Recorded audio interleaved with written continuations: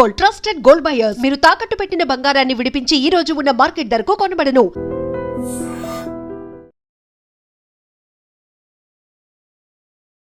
నమస్కారం, welcome to I dream. ధర్మ మార్గం విత్ విజిత కార్యక్రమానికి స్వాగతం.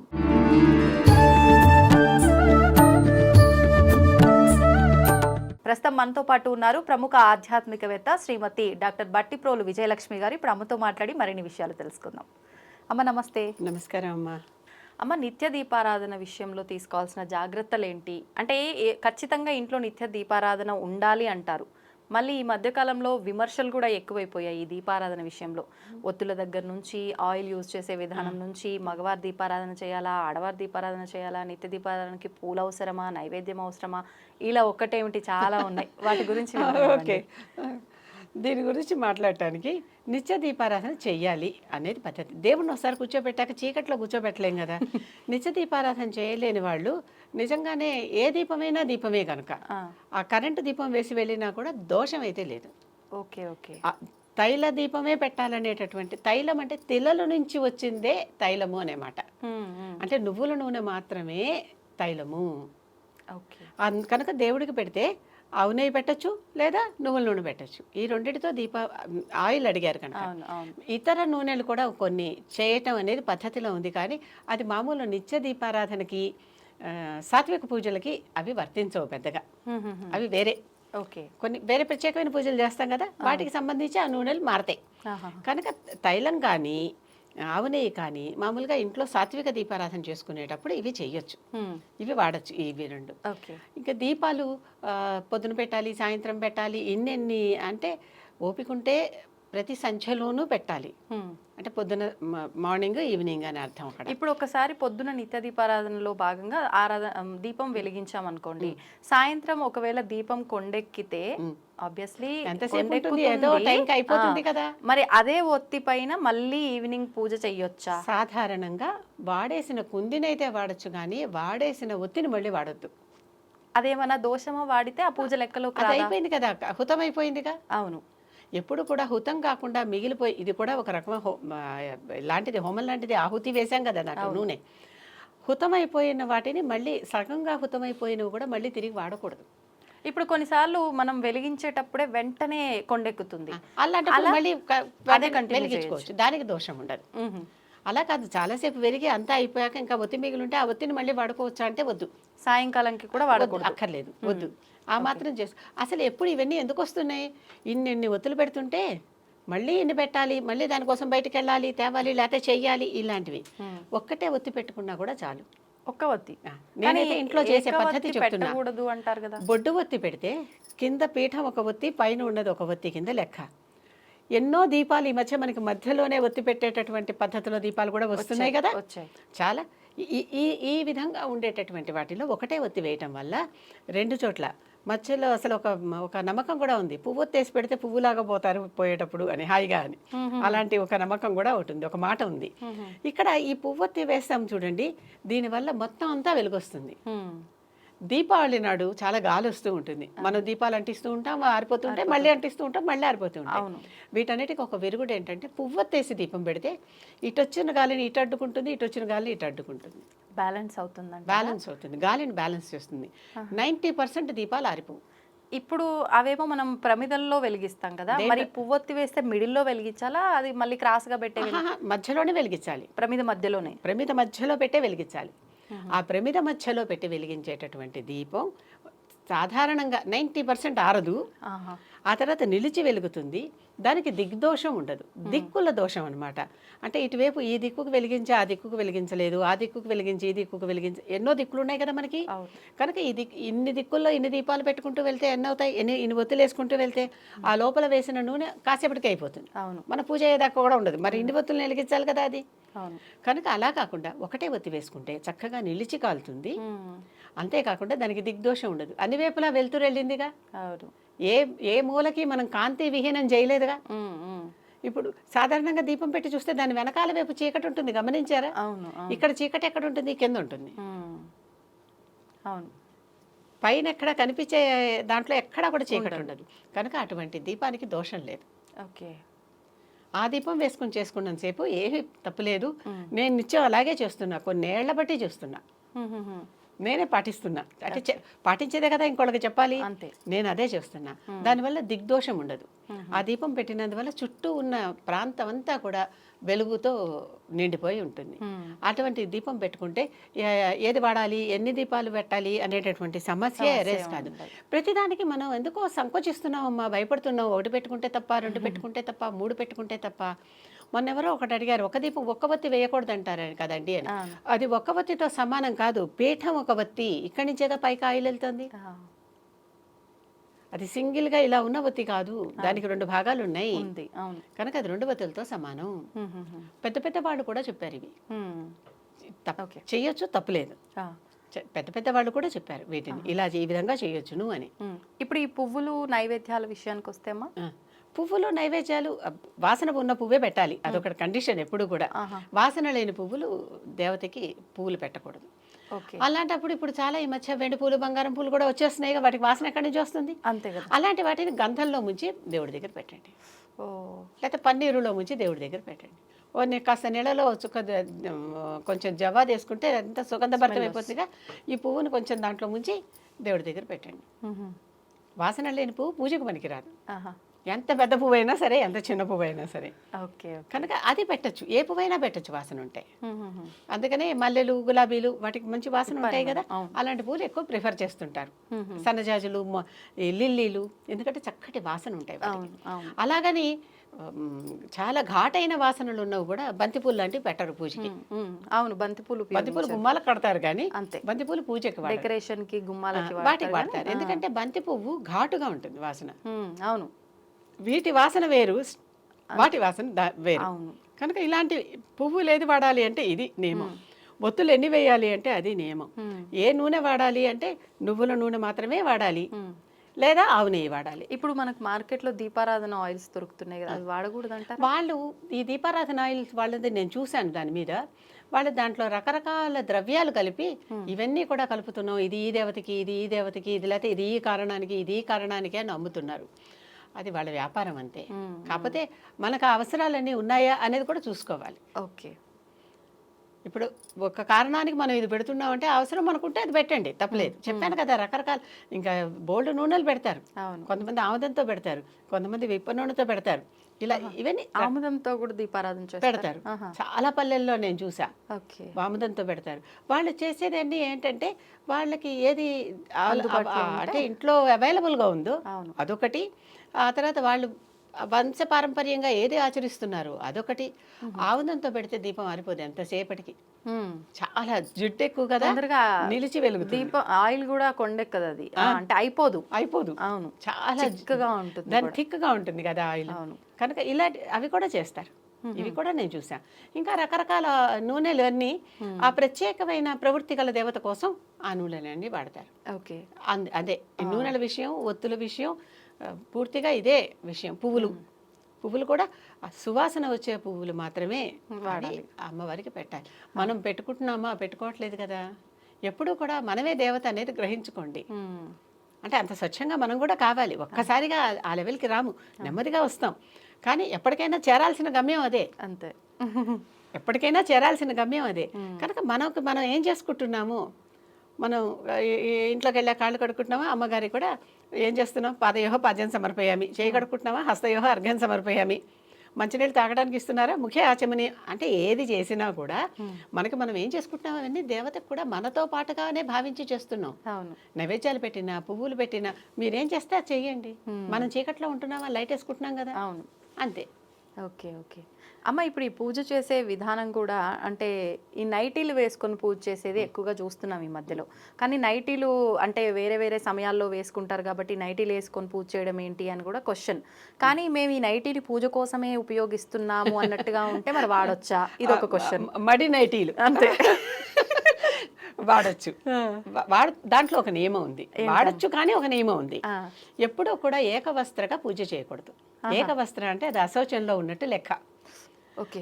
ద్రౌపది కూడా ఈడ్చుకుపోతాను సభకి, నిన్ను నీ భర్తలు ఓడిపోయారు అని అంటే నేను ఏకవస్త్రని రానంటుంది.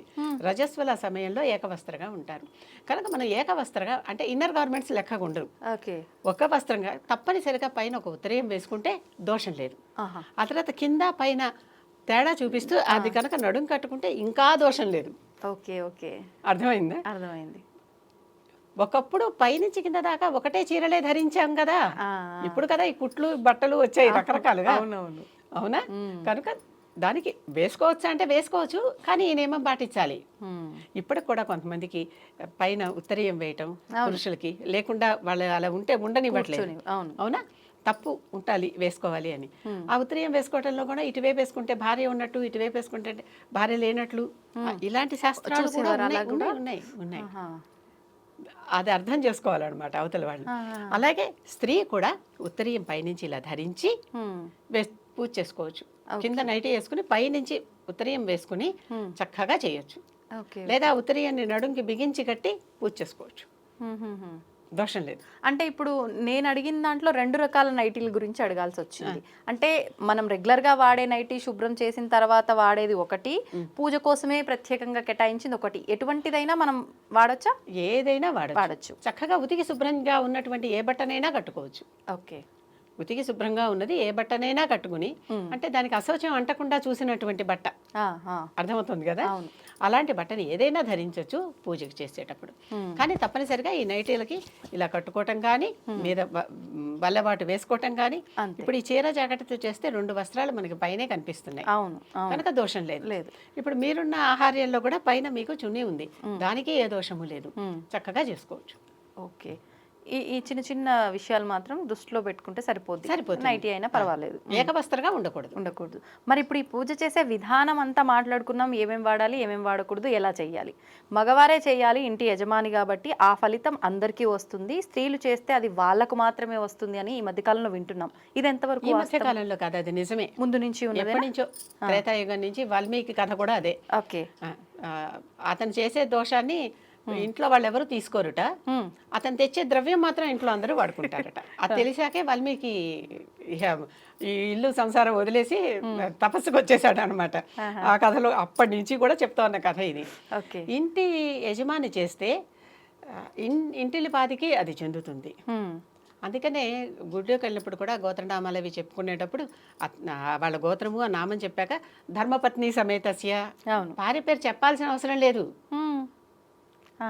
సకుటుంబస్య సబాంధవస్య అనే అంతే తప్పితే ఒక్కొక్కళ్ళ పేరు ఎందుకు చెప్పుకుంటున్నాం అంటే అమ్మో నాకు అటెండెన్స్ పడదేమో అని చెప్పుకుంటున్నాం అనమాట, అంతే.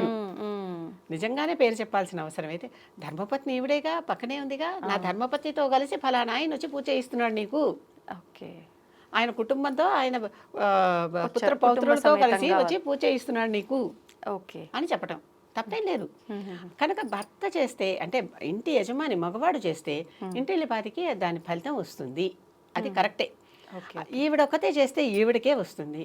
కానీ స్త్రీకి ఉన్నటువంటి ఒక ప్రత్యేకమైన విషయం ఏంటంటే, స్త్రీ మాత్రమే ఇంటికి దీపం పెట్టాలంటారు కదా, ఇంటికి దీపం ఇల్లాలి, ఇవన్నీ విన్నారా? కనుక దీపం చక్కగా భర్త పూజ చేసుకునేప్పుడు అన్నీ చేసి దీపం వెలిగించి ఈవిడిస్తే తర్వాత పూజ ఆయన చేసుకుంటాడు. కనీసం ఆ దీపం వెలిగించే ఏర్పాట్లన్నీ అయినా చేయాలి ఈవిడ. అది చేస్తే అప్పుడు ఈవిడ పాత్ర ఈవిడ చేసి వచ్చేసినట్టు అనమాట. అవును. తర్వాత ఇదివరకు నిత్య అగ్నిహోత్రం ఇవన్నీ ఉండేవి, కొన్ని పురుషులు మాత్రమే చెయ్యాలి అనేటటువంటి ఉండేవి. స్త్రీలకి కుదిరేది కాదు, ఎందుకంటే కుటుంబం ఉంది, సంసారం ఉంది, పిల్లలు ఉన్నారు, ఇంతమందికి వండి పెట్టాలి, ఈ పిల్లలకి ఎన్నో పనులు వాళ్ళు చెయ్యాలి, అలా ఉండేవి. కనుక దీనిని పురుషులకు విధించారు. ఇది అంటే పంచుకోవటమే డ్యూటీలని, వీళ్ళు చేస్తే తప్పు వాళ్ళు చేస్తే ఒప్పు అని కాదు. ఇప్పుడు దానివల్ల ఏమవుతుంది, స్త్రీలు చేస్తే వీళ్ళకొక్కళ్ళకే వస్తుంది అంటే పాపం వాళ్ళకు కూడా రావద్దా, కనుక వాళ్ళని కూడా చేయటం. వాళ్ళు లేనప్పుడు ఏం చేస్తారు, వీళ్ళు ఒక్కళ్ళే కదా చేస్తారు. అవును. కనుక ఎటు చేసినా కూడా ప్రతిదానికి మనం ఇంత డ్వెల్లింగ్ చేస్తూ ఉంటే అసలు భక్తి శ్రద్ధ వెనకబడిపోయి నువ్వు చేయాలా నేను చేయాలా అని వాటాలు వంతులు వచ్చేస్తున్నాయి. కనుక అసలు దేవుడికి దీపం వెలిగించడం ఎందుకు? అజ్ఞానం నుంచి కాస్త వెలుగులోకి రావటం కోసం. అంతే. చీకటిని అజ్ఞానంతో పోలుస్తాం, వెలుగుని జ్ఞానంతో పోలుస్తాం. అవును. కనుక అక్కడ ఆ చీకటి పోయి ఆ వెలుగు రావటం కోసం దీపం వెలిగిస్తున్నాం. ఆ దీపం వెలిగించేది ఇంటికి దీపం ఇల్లాలి. అందుకే దీపం పెట్టేవాళ్ళు కూడా ఆ ఇంట్లో లేరు అంటారు. అవును. చాలా మంది ఉంటారు ఇంట్లో, ఎంతమంది ఉన్నా ఇల్లాలు ఉంటేనే దీపం పెడుతుంది. అంటే ఇల్లాలు పెట్టిన దీపం ఇంటికి వెలుగు. ఆ తర్వాత భర్త కూర్చుని మిగిలిన పూజలన్నీ చేస్తాడు. ఓకే. కనుక భార్య తన బాధ్యతగా పూజకు కావాల్సిన ఏర్పాట్లన్నీ చేసి అక్కడ దీపం పెట్టుకోవటానికి పువ్వులు అన్ని పూజా ద్రవ్యాలన్నీ అక్కడ పెట్టి భర్తకి కూర్చోబెడితే భర్త మిగిలింది చేస్తాడు. ఈవిడ మిగిలిన పనులు చేసుకుంటుంది. ఓకే. అంతేగా నేను అన్నీ చేశాక అప్పుడు వాళ్ళు వచ్చి చేస్తే దేవుటి అది నేను చేయలేను అంటే చేయొచ్చు, కానీ తను చేయాల్సిన ఇతర పనులు ఆగిపోతాయి. ఎందుకంటే ఒకప్పుడు ఇప్పటికీ కూడా పిల్లల రియరింగ్ కానీ వాళ్ళ నరిషింగ్ కానీ చూసేది ఎక్కువగా తల్లే. అవును. ఎన్ని మారినా ఎక్కడైనా. కనుక తల్లికి వేరే బాధ్యతలు ఉంటాయి. అందుకని మరీ వంతులు పోకుండా నువ్వే చేయాలా నేనే చేయాలా అని ఈ మధ్య ప్రతిదానికి అంటే తగాదా పెట్టుకోవటానికి కారణం ఏంటి? కాదేది కవితకు అనర్హం, శ్రీశ్రీ అన్నట్టు కాదేది తగాదాకు అనర్హం. ప్రతిదానికి ఏదో ఒకటి వచ్చేస్తుంది. అలా కాకుండా చక్కగా ఇద్దరు సయోధ్యగా చేసుకుంటే చాలా బాగుంటుంది. అంటే ఇద్దరు ఉద్యోగస్తులు అవ్వటం వల్ల ఓపికలు లేక కూడా అంటే అన్నీ నేనే చెయ్యాలనే భావన ఆడవాళ్ళు ఎక్కువగా వస్తుంది. మరి వీళ్ళు చేస్తే తప్పేంటి అనే ఒక క్వశ్చన్ కూడా రేజ్ అవుతుంది. దానివల్ల గొడవలు. చక్కగా వెళ్ళి మంచిగా అలంకరణగా దీపాలు పెట్టుకోండి. ఇద్దరు ఉద్యోగం చేస్తున్నారు, ఆ మాత్రం డబ్బులు ఉంటాయి కదా, అలంకరణగా దీపాలు పెట్టుకోండి. వెళ్ళి ఒక స్విచ్ వేసి దండం పెట్టుకోండి. సింపుల్గా. సింపుల్. దీపం జ్యోతి పరబ్రహ్మ. ఆ దీపంలో వెలిగే జ్యోతి పరబ్రహ్మట. ఆ దీపానికి దండం పెట్టుకోండి. ఇంటికి కాంతినిస్తున్న దీపానికి దండం పెట్టండి. సాయంకాలం పూట స్విచ్ వేసి దండం పెట్టేవాళ్ళు ఎంతమంది దేవుడికి? ఆ దీపం చూసి ఇలా దండం పెట్టా. మరి అక్కడ దీపం వెలిగినప్పుడు ఇక్కడ నూనె దీపమే ఉండాలి, కరెంటు దీపం ఉండద్దు అనే మాట ఇక్కడ ఎలా వచ్చింది, అక్కడ ఎలా వచ్చింది? ఎందుకు ఒకప్పట్లో కరెంటు లేని టైంలో ఇలా దీపాలకు దండం పెట్టారు. అది రాను రాను రాను ఈ ఎలక్ట్రిక్ దీపాలకు కూడా లైట్ ఆన్ చేయగానే మీరు అన్నట్టు నమస్కారం చేసుకుంటాం కదా. మరి ఇంకే ప్రతిదానికి పూర్తిగా ఒక నియమబద్ధంగా అట్లాగే వెళ్ళాలని అంటే అన్ని చోట్ల జరగదు. అది గమనించుకోవాలి. అంతే. అది గమనించుకోవాలి. ఈ మధ్య చక్కగా సువాసన వచ్చేటటువంటి రకరకాల ఇవి కూడా వచ్చేసాయి. అవునవును. నేనేం చేస్తున్నాను, మా ఇంట్లో చక్కగా ఇంత ముద్దకర్పూరం తీసుకుని మూటలు కట్టి అన్ని గదుల్లో పెట్టేస్తే చక్కగా ఇల్లంతా సువాసన భరితంగా ఉంటుంది ఎప్పుడు. ఓకే, ఒక టిప్ చెప్పేశారు అయితే. అంతేకాదు, కరోనా అప్పుడు అలా చేస్తే మా కరోనాలు కూడా మా ఇద్దరికి రాలా. అవునా? ఇంకెవరు వచ్చే పోయే వాళ్ళు లేరు కదా. అవునవును, ఉన్నది మీ ఇద్దరు. అప్పట్లో చాలా మంది ఆ కర్పూరము ఏదేదో వేసి ఒక లిక్విడ్ కూడా తయారు చేసుకున్నారు. అంటే మెయిన్ అయితే ఇంగ్రీడియంట్ అందులో కర్పూరమే. పచ్చ కర్పూరము, వేపాకు, పుదీనా పువ్వు, సంథింగ్ ఏవేవో ఒక 4-5 ఇంగ్రీడియంట్స్. ఎవరు కనిపెట్టిన మందు వారిది. అంతే. అది పనిచేసిందా మంచిదే, వెరీ గుడ్. అవును, అంతే కదా. అవును. నేను ఈ రోజుకి ఎక్కడికి వెళ్ళినా కర్పూరం పెడితే అది ఆ కర్పూరం వాసన వస్తూ ఉంటుంది. ఎక్కడికక్కడ చెడ్డ వాసనలు ఏమన్నా ఉంటే పోతుంది, ఆటోమేటిక్ గా ఫ్రెష్ అయిపోతుంది ఆ ప్లేస్ అంతా కూడా. అవును. మా కార్ తలుపు తెరవండి, మీకు కర్పూరం వాసన వస్తుంది. నేను వేరే కార్ ఫ్రెషనర్స్, రూమ్ ఫ్రెషనర్స్ పెట్టను. ఓకే ఓకే, చాలు మనకి మంచి. ఏమన్నారు, ధూపం దీపం నైవేద్యం. ధూపం వేయటం వల్ల పొగే కదా వస్తుంది, అవును, వాసనే కదా. ఆ వాసన దీపం వెలుగు కోసం, నైవేద్యం వాళ్ళకి చూపించి మనం తినడం కోసమే. కనీసం 3 ఉపచారాలు అనమాట. ఆ మాత్రం చేసుకోవచ్చని నేను అనుకుంటా. చేసుకోవచ్చు, కాకపోతే మనం కల్పించుకోవాలి. మనసు లేకపోతే ఏవి చేయలేం. అంతే.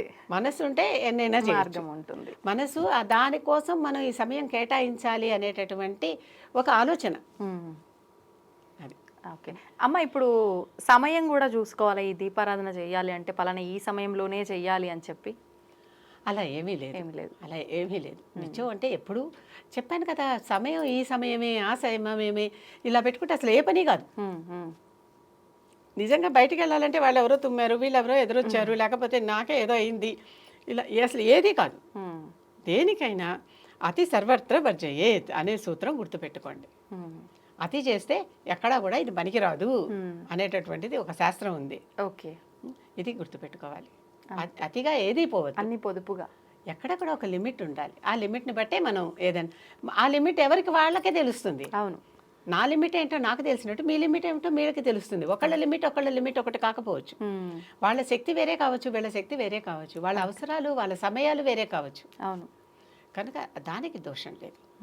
కాకపోతే ఒకటి ఏం చెప్తారంటే, పొద్దున్న పూట చేస్తున్నవన్నీ దేవతా పూజలు, మధ్యాహ్నానికి వస్తున్న కొద్ది పితృదేవతా పూజలు, మళ్ళీ సాయంకాలం పూట అంటే ప్రదోష సమయంలో మళ్ళీ దేవతా పూజలు, ఇంకా అర్ధరాత్రి చేస్తే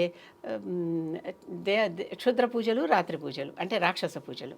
ఓకే ఓకే. కొన్ని దేవతలకి రాత్రిపూటే చేయాలి. అవును, తప్పనిసరి. కనుక ఆ దేవతలకు రాత్రిపూటే చేస్తారు. ఎవరు ఆరాధించే దేవత వాళ్ళది. అంతే అంతే. మన దాంట్లో అంటే మనం ఎవరిని ఆరాధిస్తున్నామో వాళ్ళకి ఏ సమయం అయితే కరెక్ట్ అది దృష్టిలో పెట్టుకొని చేసుకోవాలంటే. మామూలుగా నిత్య పూజ అంటే మార్నింగ్ ఏ టైంలో అయినా ఆఫీస్కి వెళ్ళే లోపల చేసేసుకుని వెళ్ళిపోవచ్చు. అంతే. మనం తినేదే పెట్టమంటున్నాం, మనం ఏదో ఒకటి తినే వెళ్తున్నాం కదా. కనుక దేనికి మనం భయపడక్కర్లా. మనకున్న శక్తిని బట్టి మన లిమిట్స్ మనం నిర్ణయించుకుని చక్కగా దేవుణ్ణి నమ్మి ఆ దేవుడు మన శ్రేయస్సుని ఇస్తున్నాడు మనకి అని గుర్తించి నమస్కరించడమే. అంతేనమ్మా. ధన్యవాదాలమ్మా. తవ్వండి, తవ్వుతూనే శివలింగం సరే దాన్ని అట్లా కప్పేసేయండి, చూపించదండి. Krishna is there. మూర్తి పూజ కాదు, సాక్షాత్ బ్రజేంద్ర నందన భగవాన్ ఉన్నారు మూర్తిలో. ఏమీ ఆశించకుండా ఆరాధించే వాళ్ళు కూడా ఉన్నారా ప్రభుజీ? నిజమైన భక్తి అంటే మనకు తెలియదు కాబట్టి